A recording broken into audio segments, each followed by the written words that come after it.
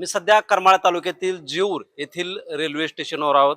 आपण पाहू शकतो की देशाच्या दक्षिण आणि उत्तर भागाला जोडणारा एक महत्त्वाचा दुवा म्हणून ज्या रेल्वे मार्गाकडे पाहिला जातो तो म्हणजे जेऊर, करमाळा, चौंडी ते आष्टी हा रेल्वे मार्ग आहे. गेले 8 वर्षापासून जो आहे तो हा रेल्वे मार्ग केवळ फक्त आपल्याला कागदावरच धावताना असल्याचं चित्र पाहायला मिळतंय.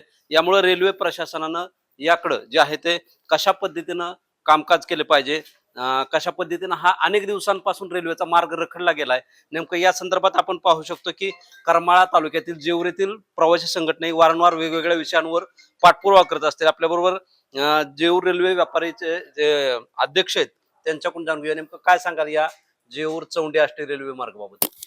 जेऊर ते आष्टी हा रेल्वे मार्ग 2017-18 साली मंजूर झाला आणि या संदर्भात 1560 कोटी रुपयांचा निधी मंजूर झाला. तसेच जुलै 2018 मध्ये 1101 करोड रुपयांचा DPR सादर करण्यात आलेला आहे आणि याचा अंतिम सर्वे देखील पूर्ण झालेला असून पिंक बुक मध्ये समाविष्ट करण्यात आलेला आहे. तर आता प्रतीक्षा फक्त ह्याला निधी मिळण्याची आहे. निधी मिळून प्रत्यक्षात काम चालू करण्यासाठी प्रतीक्षा आहे. तर हा निधी मिळाल्यास आणि काम चालू झाल्यास करमाळा शहर हे रेल्वेच्या नकाशावर येईल आणि करमाळा शहरात असणारे आपल्या सर्वांचे श्रद्धास्थान आई कमला भवानी यांचे तीर्थक्षेत्र तिथे आहे. त्यालाही भाविकांना येण्यासाठी दळणवळणाच्या दृष्टीने खूप सुलभ होणार आहे. नक्की आपण पाहतोय की अनेक वेळा बजेट पडलं, बजेटमध्ये फक्त ₹1000 पडले गेले. त्याबद्दल काय प्रतिक्रिया असणार आहे? नाही, प्रशासनाची या मार्गाबाबत उदासीनता दिसून येते. कारण हा मार्ग अतिशय महत्वाचा असून याबाबत निधी तत्काळ मंजूर करणे आवश्यक आहे. नक्कीच आपण पाहतोय की अनेक देखील संघटनेचे पदाधिकारी आपल्या बरोबर आहे. काय सांगाल? चौंडी हे पुण्यश्लोक अहिल्यादेवी होळकरांचं ठिकाण आहे. त्या ठिकाणी अनेक जे आहेत ते समाजगण असतील, नागरिक असतील जातात. त्याबद्दल काय सांगायचं आहे? पुण्यश्लोक अहिल्यादेवी होळकरांचं चोंडी हे जन्मगाव आहे. हा जर रेल्वे मार्ग मंजूर झाला तर पुण्यश्लोक अहिल्यादेवीचं जे जन्मगाव आणि इंदोर ही दोन रेल्वेच्या साह्याने जोडली जातील, सासर आणि माहेर. त्यामुळे या महाराष्ट्रातील तमाम धनगर समाजाच्या वतीने या ठिकाणी मी मागणी करतो की हा रेल्वे मार्ग तत्काळ मंजूर करून ही दोन शहरे जोडली जावीत. काम मंजूर आहे, परंतु याच्यावरती बजेटमध्ये निधी पडत नाही. त्याबद्दल काय सांगाल? आता तत्कालीन खासदारांनी याविषयी निधीच्या बाबतीत एक दोन वेळा आवाज उठवलेला आहे, परंतु अशाच प्रकारे सतत आवाज उठवून शासनाने, केंद्राने आणि राज्याने दोघांनीही मिळून हा रेल्वे मार्ग तत्काळ मंजूर करून कार्य पूर्णत्वास न्यावे. नक्कीच आपण पाहतो की या ठिकाणी करमाळ्याचे माजी सभापती गहिनाथ अप्पा नवरे देखील आहेत. काय सांगाल या मार्गाविषयी? अनेक नागरिकांची मागणी आहे, परंतु गेल्या 8 वर्षापासून हा रेल्वे मार्ग जो आहे तो कागदावरच पाहायला मिळतोय. परंतु त्याचं सर्वेक्षण वगैरे झालं, पण ते पूर्णतः काम कधी जाणार आणि नेमकं काय प्रतिक्रिया असणार आहे आपली? निश्चितपणे आपल्या तालुक्याची जी मागणी आहे आणि तालुक्यातल्या जनतेची, तर ती अतिशय गरज आहे की ह्या मार्गाची. आणि दुसरी गोष्ट की ही रेल्वे प्रशासनाला सुद्धा ह्याच्यातून भरपूर उत्पन्न मिळणार आहे. आणि दुसरी गोष्ट, उत्तर आणि दक्षिण हे क्षेत्र जे आहे ते जोडलं जाणार आहे. आणि शिवाय आताच आमच्या सदस्यांनी सांगितलं की तो अहिल्याबाई, पुण्यश्लोक अहिल्याबाई होळकरांचं जे सासर आणि माहेर हे जे खरं त्यांचं जे उत्कृष्ट कार्य या आपल्या देशाला लाभलंय, योगदान लाभलंय, त्यांच्या नेत्या निमित्ताने ही दोन क्षेत्र आणखी मोठ्या प्रमाणात उदयाला येऊन त्या प्रमाणात लोकांचं जो ओघ आहे त्यांच्या क्षेत्राला दर्शनासाठी येण्यासाठी ह्याचीही प्रगती होईल, त्या क्षेत्राचीही प्रगती होईल.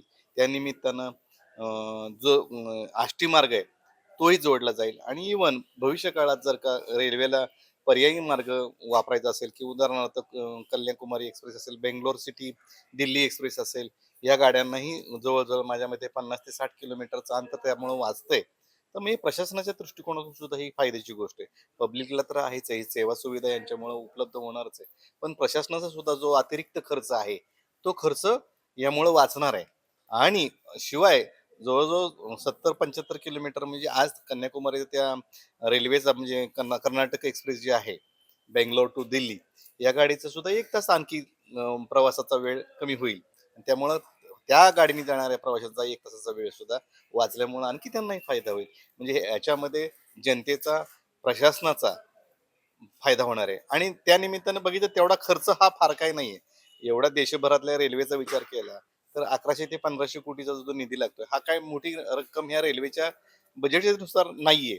म्हणून प्रशासनाने खरं याच्यावरती जरा जास्त कॉन्सन्ट्रेट करून खरं ही एक चांगली योजना आहे दोघांच्या दृष्टिकोनात, प्रशासन आणि जनतेच्या, तर व्हावी ही सर्वसामान्य सर्व जनतेची वगैरे मागणी आहे. आणि डायरेक्ट दिल्लीला जाण्याकरता सोलापूर ह्या जिल्ह्यातले काही तालुके, इवन जामखेड, हे कर्जत, परांडा, ह्या सगळ्या तालुक्यातल्या लोकांना डायरेक्ट दिल्लीपर्यंत डायरेक्ट इथून पोहोचता येईल अशी एक व्यवस्था होऊ शकते. नक्कीच आपण पाहतो की अजून देखील या ठिकाणचे ज्येष्ठ नागरिक देखील आपल्या बरोबर आहेत. काय सांगायचं तुम्हाला या मार्गाबद्दल, काय प्रतिक्रिया असणार आहे? हा मार्ग तत्कालीन केंद्रीय रेल्वे मंत्री नामदार सुरेश प्रभू यांचे कार्यकाळात मंजूर झालेला आहे आणि त्यांच्यानंतर ह्या जेव्हा बजेट देणं बजेटमध्ये जी निधी वर्ग होणं गरजेचं होतं तो काय मिळाला नाही. तर त्वरित निधी द्यावा आणि हा मार्ग त्वरित काम चालू करावे. ह्याची एक काम जर चालू झालं, करमाळा आणि आष्टी चोंडी हा हे जोडलं जाईल. पश्चिम महाराष्ट्र, उत्तर महाराष्ट्र आणि मराठवाडा रेल्वे मार्गाने जोडलं जाईल. त्याच्यामुळं प्रवासी, मालवाहतूक, त्या भागातून आपल्याकडे ऊस तोडणीसाठी येणारे कामगार आहेत त्यांना सुद्धा हे रेल्वेने येणं सोपं होईल. का तर बाय रोड जर ट्रॅक्टरमध्ये ती येऊन जाऊन ते अपघाताचं हे त्यांचं प्रमाण जे वाढतंय ते अपघात सुद्धा कमी होणार आहेत.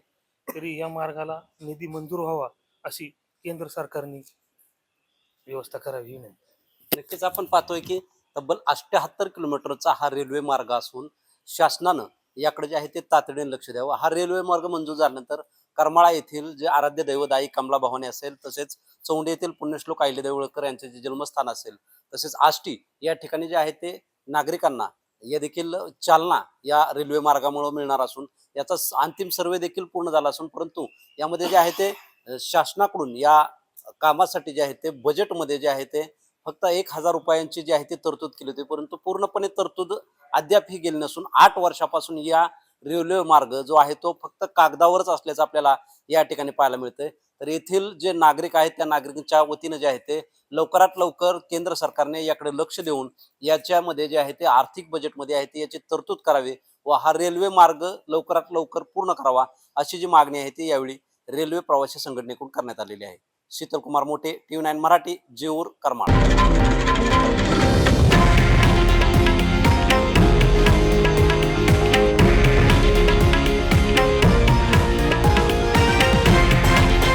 हे आहे देशातील नंबर 1 न्यूज नेटवर्क आणि आपण पाहत आहात TV9 मराठी, एकमेव.